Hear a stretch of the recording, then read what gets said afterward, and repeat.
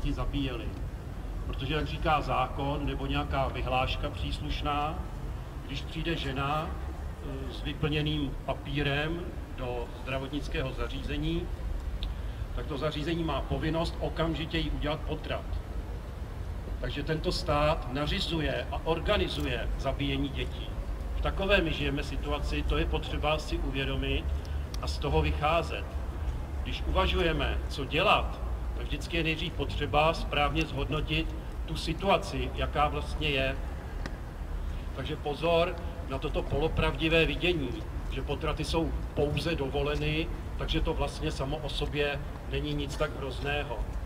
I kdyby byly jenom dovoleny, tak dovolit zákonem zabíjet děti je samo o sobě už tím největším zločinem. A to si mnoho lidí neuvědomuje. Svatý Václav.